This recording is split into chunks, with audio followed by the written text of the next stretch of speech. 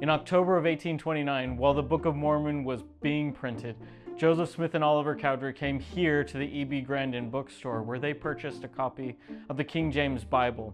Joseph Smith's inspired translation of the Bible would lead to the reception of several sections of the Doctrine and Covenants, including section 76. The John and Elsa Johnson home is perhaps best known as the site of section 76 of the Doctrine and Covenants. In an upper room right above us, Joseph Smith received the revelation that became section 76. Joseph Smith lived in a time when many religious seekers were reporting having visions.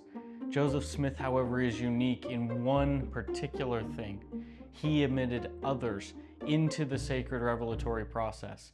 In the case of Doctrine and Covenants section 76, which we're studying this week in Come Follow Me, Joseph Smith and Sidney Rigdon shared a vision. There were at least 12 other men in the room at the time that the revelation was received in February of 1832.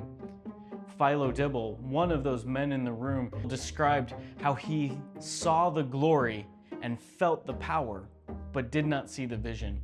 Joseph and Sidney did see the vision. They took turns, each of them describing things that they saw, and then the other would confirm that they also were seeing those things.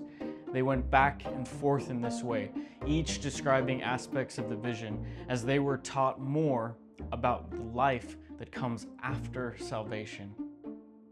This vision, section 76 of the Doctrine and Covenants, is among the most powerful revelations received in Ohio.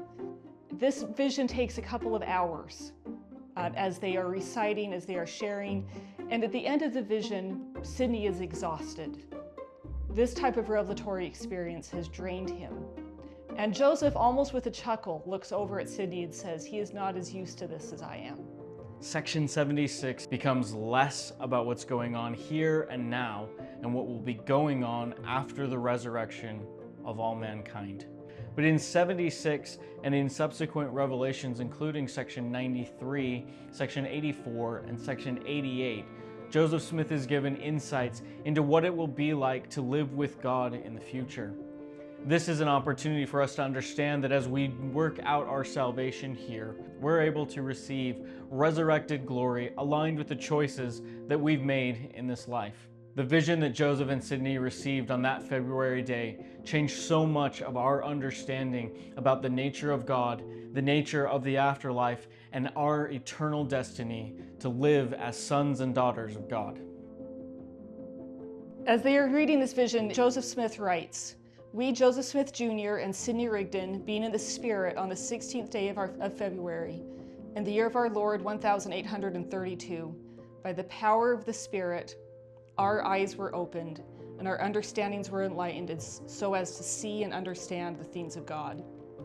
And then in verse 22, "And now after the many testimonies which have been given of him, this is the testimony last of all, which we give of him, that he lives. For we saw him, even on the right hand of God, and we heard the voice bearing record that he is the only begotten of the Father."